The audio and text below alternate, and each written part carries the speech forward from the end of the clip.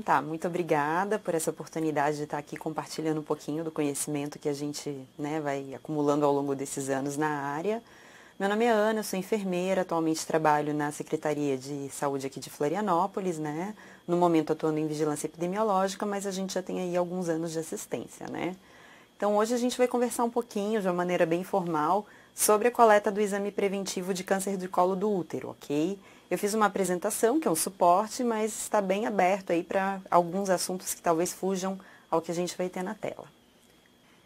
Então, a questão do câncer de colo de útero é um câncer extremamente prevalente, é o quarto tipo de câncer que a gente tem aqui, liderando o ranking nos cânceres femininos aqui no Brasil. Perfeitamente tratável, curável, praticamente sem sequelas, se diagnosticado de maneira precoce. Ele está muito relacionado com a infecção pelo HPV, que é um vírus que tem vários subtipos, né, e alguns particularmente muito oncogênicos, ou seja, com grande potencial de gerar um câncer no colo do útero, né. A gente pensando nessa lógica, sabe que é fundamental a garantia do acesso ao exame de preventivo, CPAP, enfim, N nomes que ele tem, né? Tanto por meio de uma demanda programática na unidade de saúde, aqueles dias marcados em que a porta fica aberta para isso, que a paciente foi lá e agendou, como também aproveitar os momentos de oportunidade, como no acolhimento, ou seja, através da abordagem oportunística, né? Só que não adianta a gente só abrir acesso, a gente só orientar a população e estar ciente sobre a evolução da doença. A gente precisa também focar um pouquinho na questão da qualidade da análise dessa amostra que a gente coleta, tanto a qualidade de coleta quanto a qualidade de amostra. Então, nessa lógica, a gente tem instituído já há alguns anos o Qualicito, que é um conjunto de portarias que define padrões de qualidade para avaliação do exame citopatológico, tá? Isso ele visa avaliar o desempenho de alguns laboratórios que prestam esse serviço para o SUS, sejam eles públicos ou privados, ok? Eu não vou me ater nas portarias, elas vão ficar disponíveis para vocês consultarem depois via web, tá? Mas é interessante ler, às vezes no teu município isso ainda não está muito bem consolidado e serve como uma ferramenta interessante. Então, assim, eu achei mais interessante a gente trabalhar no molde de perguntas e respostas, né? Sobre a questão do preventivo, do começo ao fim. Então, a primeira pergunta é, quem deve fazer o exame? Então, dentro da nossa população, de acordo com o INCA, principalmente através de estudos baseados em evidências, que são estudos grandes, multicêntricos, né? Que eles pegam um grande número de pessoas para poder avaliar durante um período importante de tempo, né? A gente tem a faixa etária de 25 a 60 anos, mulheres que já tenham iniciado a sua atividade sexual, tá? Independente da orientação sexual. Por exemplo, ela teve uma relação sexual hétero e depois mudou de opção sexual e só tem contato com mulheres. Precisa? Precisa, tá? A própria secreção vaginal, ela pode estar carregada de vírus do HPV e aí a gente tem que fazer uma inspeção. Claro que a gente está falando de colo de útero, mas a gente não pode esquecer de vulva, vagina, entre outros órgãos envolvidos na sexualidade humana. A periodicidade do exame. Com que periodicidade a mulher tem que fazer? O preconizado é que você faça uma vez por ano, mas não para sempre. Você vai fazer uma vez por ano e após 2 exames anuais consecutivos com a amostra satisfatória e resultados negativos, o período de exame entre um e outro são 3 anos. Sempre que a gente vai fazer esse aprazamento? Não. Como eu já falei anteriormente, a amostra ela tem que estar satisfatória. Uma amostra que não tem presença de células da junção escamocolunar é um exame que não tem aquela mesma validade. Então, ele tem que ser repetido entre 6 e 12 semanas, tá? Com correção, quando possível, do problema que motivou esse resultado, certo? Muitas vezes, a gente vai receber mulheres que estão com um quadro de alguma vaginose que está muito pronunciada e isso pode afetar a lâmina. A gente vai discutir sobre isso um pouco mais pra frente, né? Ou uma atrofia genital e tudo isso tem conduta, ok? Podemos passar aqui para um próximo slide, em que a gente vai falar dessas recomendações que talvez adentrem um pouquinho sobre essa questão da periodicidade, tá? Lembrando que depois de 2 exames consecutivos, ano após ano, passa-se a cada 3 anos. É bem importante frisar isso, porque tem muitas unidades que ainda fazem um rastreamento anual. E isso não é uma coisa interessante, nem do ponto de vista de saúde coletiva, tampouco das questões econômicas. Então, gestantes, né? É uma questão tanto quanto polêmica. Muitas pessoas acreditam que a gestante não deve coletar o preventivo, que esse exame tem um efeito abortivo. Na verdade, não é assim. O que acontece muito comumente na gestação é que as mulheres elas têm uma eversão do colo do útero. O que significa? O tecido que fica do ósseo cervical para dentro, ele termina se exteriorizando um pouquinho, né? E é um tecido bem vascularizado que pode gerar um pequeno sangramento. A gente pode sim fazer o exame de coleta na gestante, tanto a amostra ectocervical quanto a amostra endocervical. Isso vai muito também da habilidade e do vínculo que a gente tem com essa mulher, tá?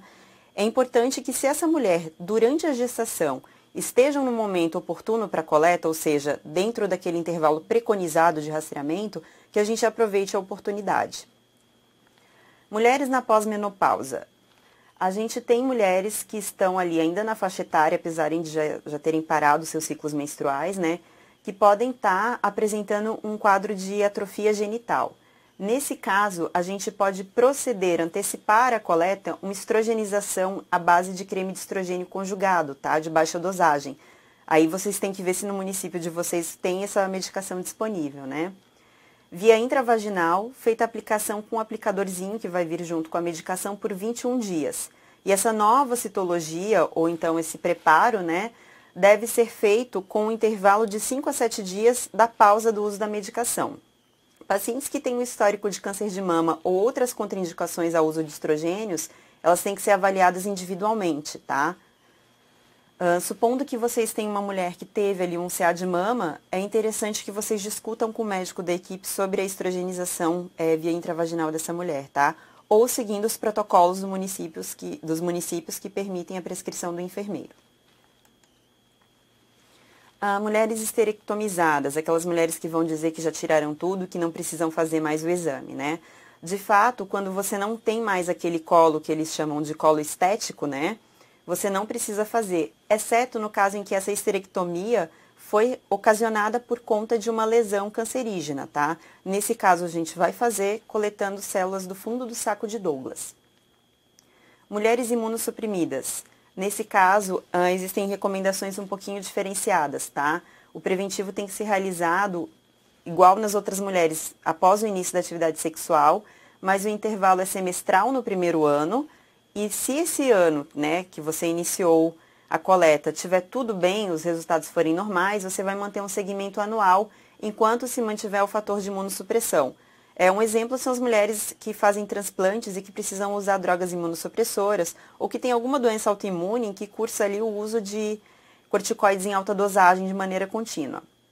Em se tratando de imunossuprimidas por vírus do HIV, a gente vai ter que prestar atenção na contagem de linfócitos CD4, que quando abaixo de 200, elas devem ter priorizadas as correções desse nível, e enquanto isso, manter a citologia a cada 6 meses.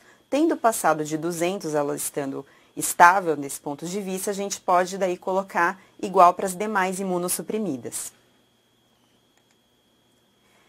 A interpretação dos resultados, né, e a questão do aprazamento de novas coletas. Atualmente, a nomenclatura mais utilizada é a classificação citológica brasileira de 2006, né? No entanto, a gente vai ter laboratórios que ainda trabalham com outras nôminas, né? Então, a gente tem a de 41, que eram as classes da OMS de 52, a classificação de Richard de 67, que a gente ainda vê muito uso, os NICs, né? E também do sistema Bethesda, né? O Bethesda, ele tem bastante similaridade com a nossa nomenclatura mais atual agora de 2006. É um bom material de consulta, né? Quando a gente está falando de rastreamento de câncer de colo, são as diretrizes do INCA. Ali você vai ter permanentemente um material atualizado e com as nomenclaturas todas disponíveis para a gente ter uma consulta e fazer uma comparação, tá?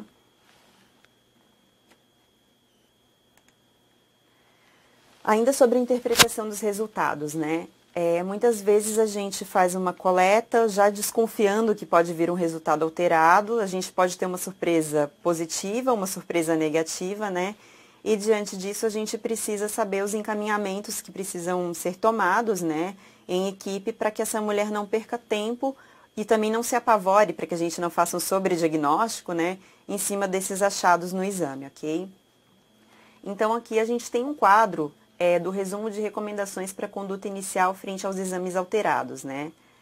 As células escamosas atípicas de significado indeterminado, que o pessoal chama de ASCOs, né?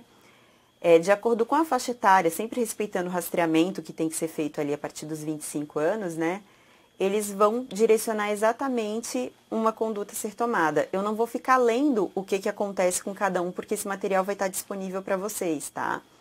Mas é muito importante, diante dessas alterações, estar atento para o aprazamento correto, tá? Não adianta muitas vezes você tentar encurtar o período entre uma coleta e outra, de acordo com a sua opinião e não com esse quadro, porque as lesões elas podem levar anos para se desenvolver e a gente tem, sobretudo na faixa etária de mulheres menores de 25 anos, uma regressão espontânea da lesão para a normalidade.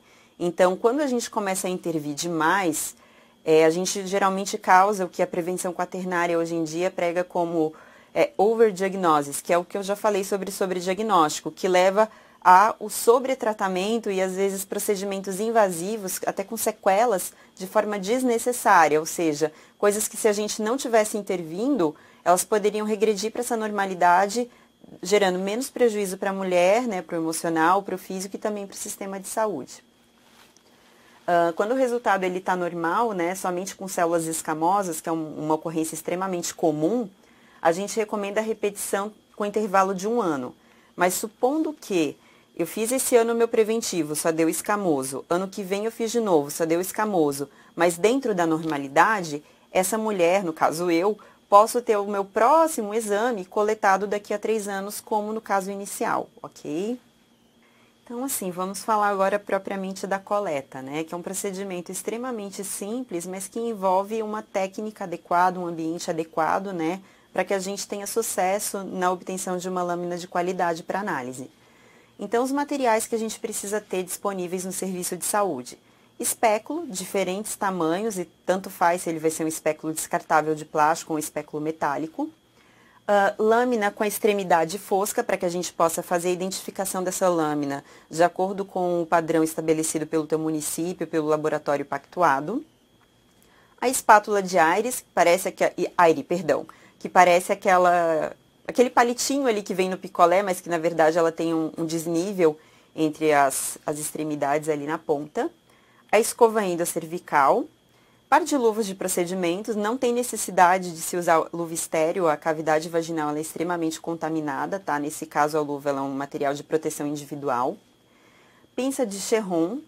Fixador apropriado, que varia bastante entre os laboratórios, a gente tem às vezes spray, tubete para colocar álcool, enfim. Os tubetes, quando for o caso. Gaze. O formulário de requisição do exame, alguns municípios ainda fazem esse formulário à mão. Lápis preto número 2, para a gente poder escrever ali na ponteira fosca da lâmina.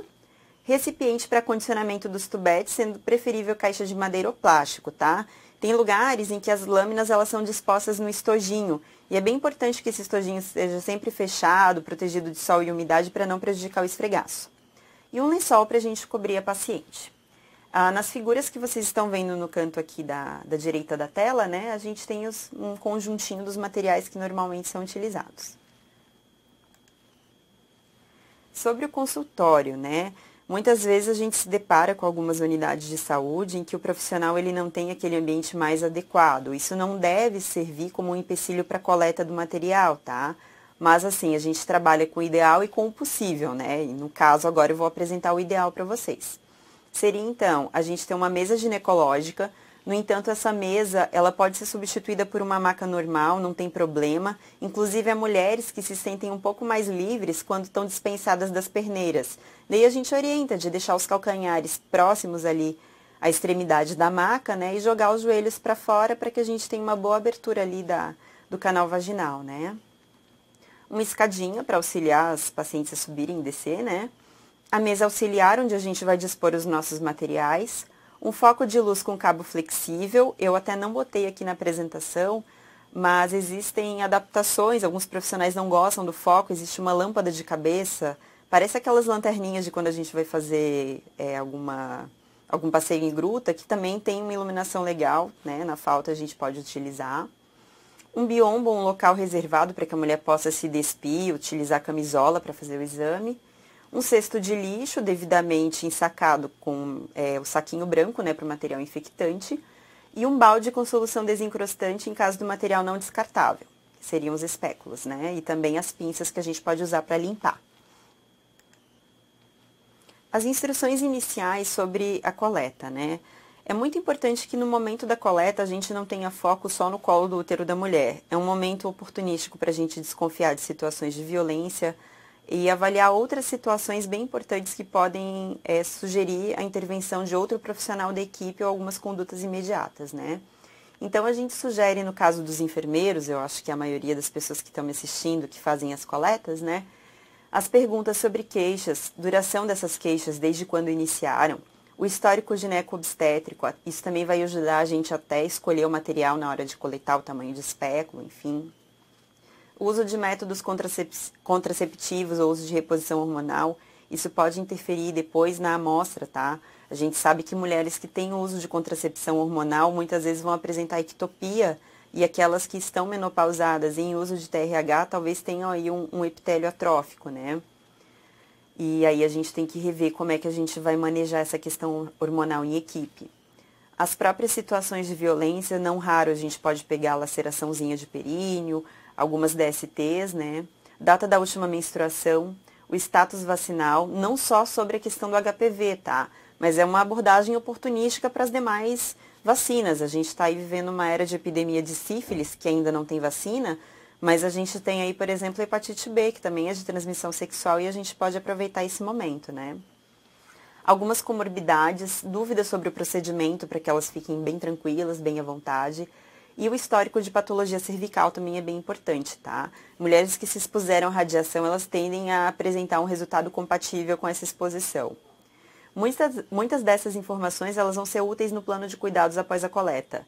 A gente não pode esquecer também de fazer um registro em prontuário, seja ele digital ou manual, né?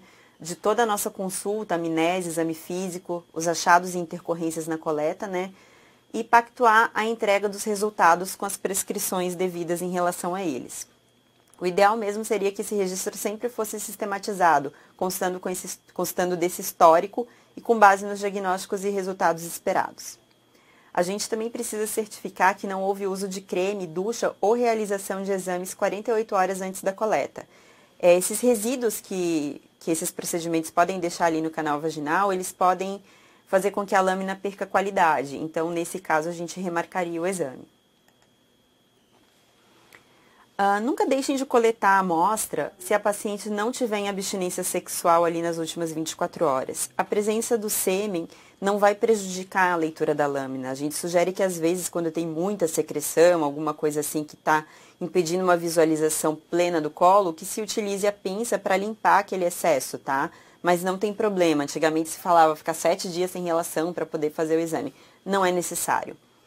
E se acontecer, que eu acho que é muito comum, da paciente procurar vocês para coletar o preventivo por conta de uma queixa ginecológica outra, como um corrimento, ela estando no período correto, vocês não precisam deixar de coletar. O ideal seria que essa coleta fosse postergada para depois do tratamento.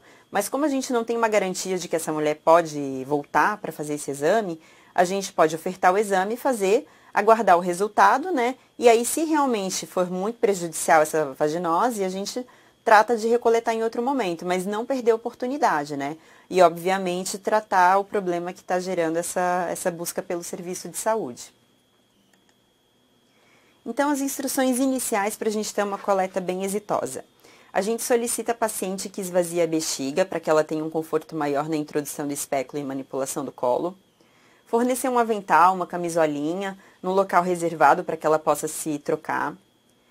E solicitar que a paciente deite na mesa, auxiliando ela a se posicionar no exame, né, com ou sem perneiras.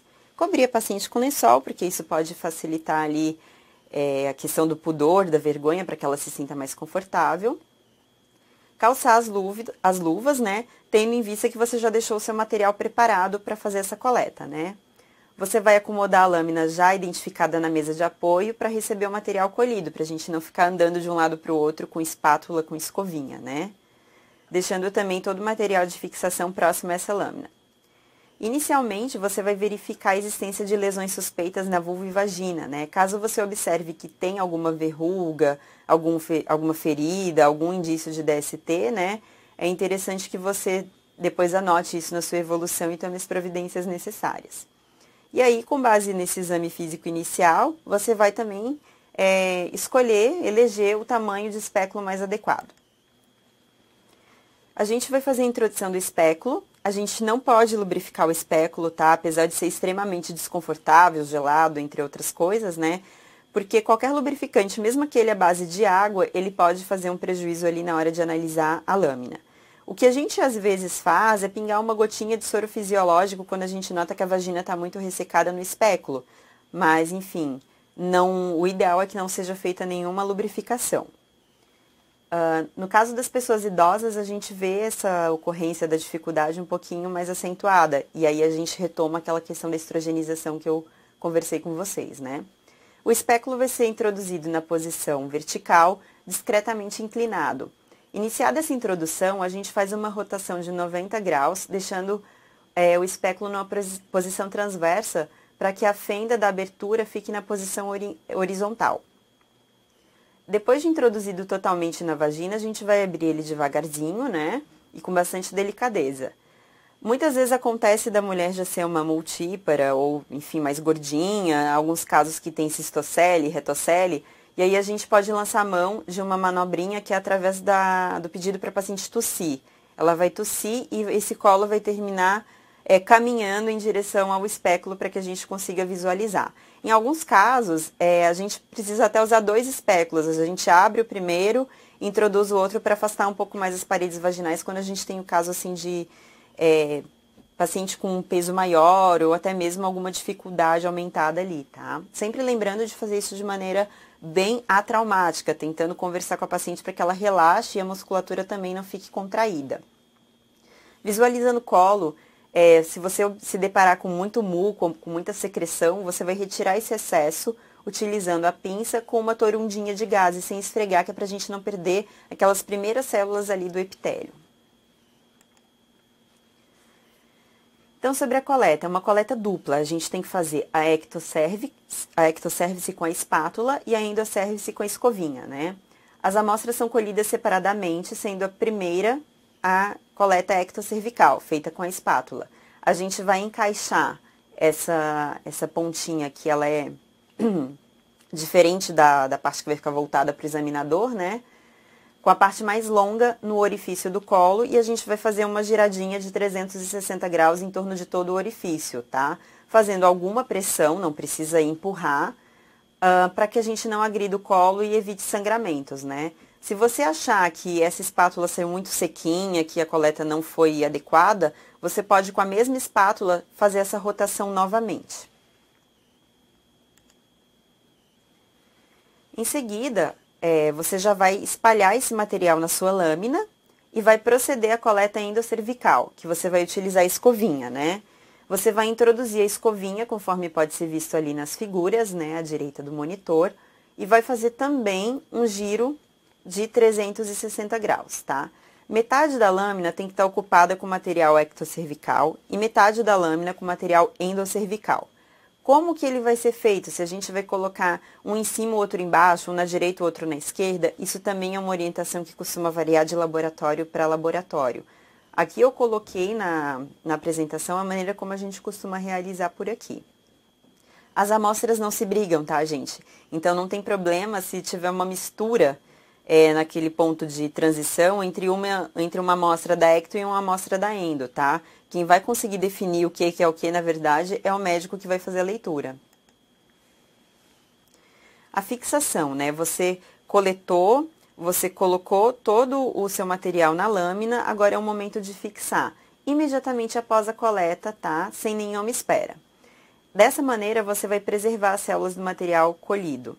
Então, a gente tem 3 tipos de fixação, que é com álcool 95%, que é quando você faz a submersão da lâmina num tubete, com propinilglicol, que você vai borrifar igual um sprayzinho ali na lâmina, e vai colocar no estojinho depois fechado, e com o polietilenglicol, que são 3 ou 4 gotas de solução fixadora sobre o material, que ele vai ficar todo banhado por esse líquido, né? Você tem que deixar ele secar numa posição horizontal e ele vai fazer uma películazinha em cima, tá? Aí depois disso você vai fechar o tubete e vai deixar junto com a requisição do exame, enfim, a maneira como cada local tem o seu processo de trabalho e organização para que não seja perdida a lâmina em relação à sua requisição, tá? Depois que você fez tudo isso, que a lâmina não caiu no chão, que a lâmina não quebrou, que você coletou o material, aí sim você vai poder fechar o espéculo, retirá-lo ali da paciente, né? Terminar alguma inspeção, se você ainda deixou alguma coisa por fazer, e auxiliar a paciente a sair da mesinha para que ela se troque, né? E você dê sequência ao seu atendimento.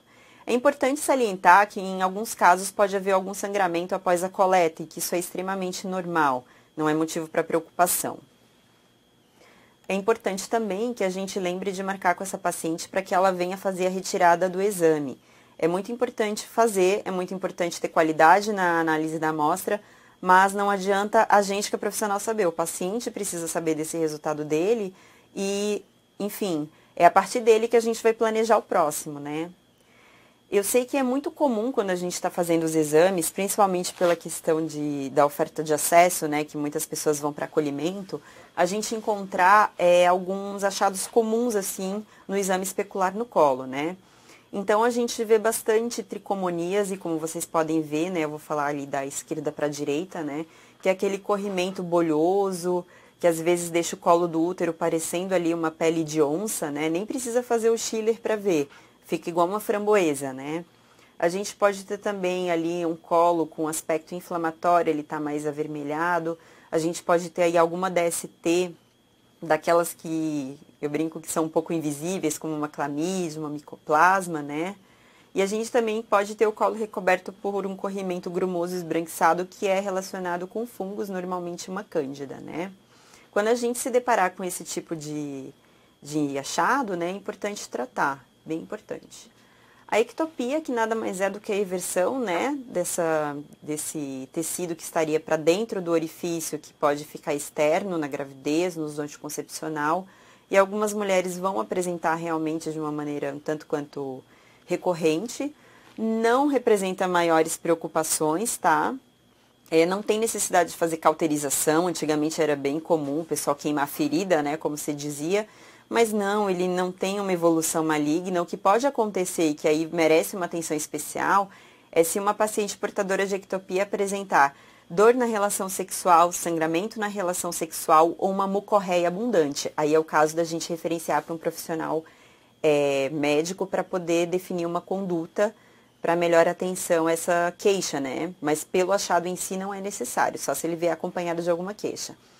A mesma conduta a gente fala sobre os cistos de Nabô ou Nabó, que é como se fossem glândulazinhas que entupiram ali, aquelas glândulazinhas que secretam muco, né?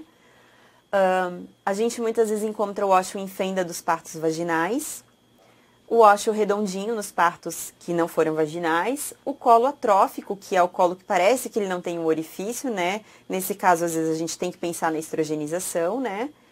E aí a gente também encontra outras coisas que a gente precisa, talvez, referenciar a paciente, né? Então, ali a gente vê prolapso, a gente vê lesões por HPV, às vezes alguns pólipos que são muito sangrantes, né? Normalmente os pólipos não têm uma evolução maligna, mas é interessante a gente descartar qualquer outro problema, outra doença em relação a esse pólipo, né? E também é bem comum a gente ver o fiozinho do DIU nas mulheres que utilizam esse método como o seu contraceptivo de escolha. Aqui tem as referências, né, de onde eu busquei materiais para a gente construir a apresentação. Lembrando que são coisas que podem mudar daqui 1, 2 anos, por conta mesmo de atualizações desses estudos baseados em evidências. E as figuras eu retirei de um site aqui, que é a última referência, para tentar trazer um pouco mais para o cotidiano do pessoal aí, o que a gente encontra. Tá bom? Obrigada. Então, a primeira pergunta vem de Salto Veloso. Qual a justificativa para não fazer exame preventivo do câncer de colo uterino além dos 60 anos de idade? Então, normalmente, as mulheres que não vierem a desenvolver nenhuma lesão de colo até essa idade, por esses estudos baseados em evidências, né, a gente fez ali a observação, elas não costumam, depois dessa idade, desenvolver lesões cancerígenas. Elas geralmente têm uma vida sexual em que ela ficou muito tempo exposta ao HPV, né, e já teve bastante tempo para esse vírus se manifestar. Se até os 60 anos a gente observar que não houve ali nenhuma lesão importante, a gente termina encerrando por ali esse rastreamento. É claro que o bom senso ele é uma coisa que tem que permear todo o nosso atendimento. Supondo que você está atendendo uma mulher de 60 anos, que tem iniciado com sangramento vaginal, com corrimento com odor um pouco esquisito, que você fez o seu exame especular e encontrou uma alteração de colo, você vai coletar o preventivo, mas aí você não está coletando como rastreamento, você está coletando como uma investigação clínica, tá? Essa faixa etária que eu falei é para mulheres assintomáticas, uma questão conceitual, né? Rastreamento é você procurar por alguma coisa em pessoas que estão sem sintomas, ok? Seguindo a ordem, a segunda pergunta vem de Joaçaba. Nas histerectomizadas por lesões benignas, quantos exames anteriores normais liberam a paciente da coleta? Então, a mulher que fez uma histerectomia por lesão benigna, ela não precisa mais ser rastreada. Agora, se ela foi histerectomizada por uma lesão cancerígena, você vai continuar com aquele aprazamento de acordo com a tabela que a gente mostrou. Ela fez a histerectomia. Provavelmente o profissional médico que fez vai dizer, eu quero que você retorne para fazer um preventivo daqui X tempo, geralmente são 3 meses, tá? Aí você vai coletar de acordo com o critério que o médico definiu e entendo exames normais, isso aí somente para o caso das mulheres histerectomizadas por câncer, né? Você vai seguir aquela tabela. As de lesão benigna não há necessidade. Benedito Novo, existe algum estudo sobre a porcentagem de exames que apresentem apenas células escamosas? Eles estão perguntando isso porque têm percebido que a grande maioria das coletas do município vem apresentando resultado apenas com epitélio escamoso. Eles já reviram a técnica, analisaram o material, solicitaram teleconsultoria e fizeram no município capacitação. Eles são 5 profissionais que coletam e a média de lâminas sem JEC está praticamente a mesma. Ok. Então, eu não tenho nenhum estudo desse disponível. Essa queixa deste município, eu já tive profissionais da minha rede também que se reportaram a mim, querendo saber, né? Até sugeri que eles fizessem um levantamento, né? Eu não tenho estudo. O que pode acontecer e que a gente fez aqui no nosso município foi solicitar ao laboratório revisão de lâminas. E às vezes na revisão a gente teve resultados diferentes. Então eu sugiro para que esses colegas, uma vez que estão capacitados e têm certeza de que a técnica está correta, de que falem com seu gestor para tentar solicitar revisão de lâmina no laboratório. Certo. Só retomando a pergunta de Joinville, quando o resultado é satisfatório, porém limitado por ausência de células endocervicais, em quanto tempo se repete o exame?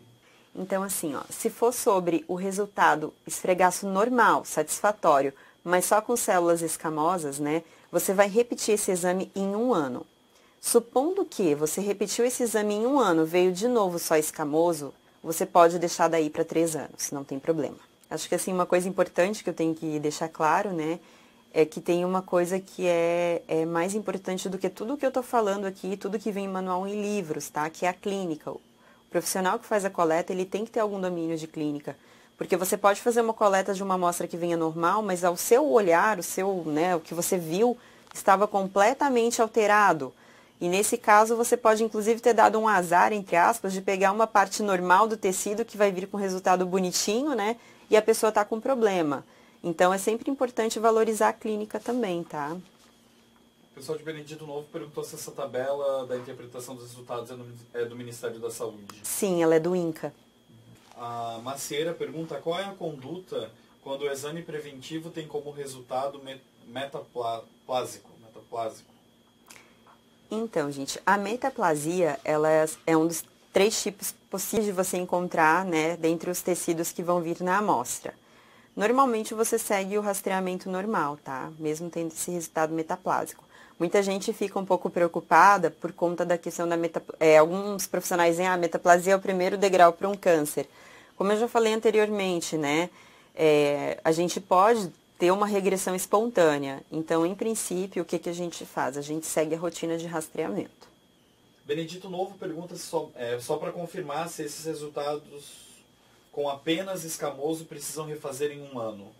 Que eles têm profissionais que estão pedindo para o paciente refazer em 1 mês por medo de este paciente ter um câncer se desenvolvendo no tecido glandular. Então, Como eu falei, é um ano mesmo entre um e outro, tá? Não tem necessidade de, em um mês, você repetir. Por quê? Um efeito citopático cancerígeno do HPV, ele não vai ter uma evolução considerável no intervalo de um mês, né? De acordo com os estudos, eles levam de 6 meses até 3 anos para começar a fazer um efeito carcinogênico. Então, essa questão de recoletar em um mês, não, somente por essa limitação, né, de não ter ali do epitélio glandular, não é uma recomendação que a gente faça, questão do um mês. A gente faz a recomendação de um ano. E aí, entendo, por 2 anos consecutivos, o exame normal, você pode daí fazer o aprazamento de 3 anos, contanto que o colo não apresente alterações físicas, né, visuais. Salto Veloso pergunta, para estabelecimento de agenda, qual seria o tempo ideal para a realização do exame preventivo? Bom, se eles estão falando em termos de tempo de consulta, tá?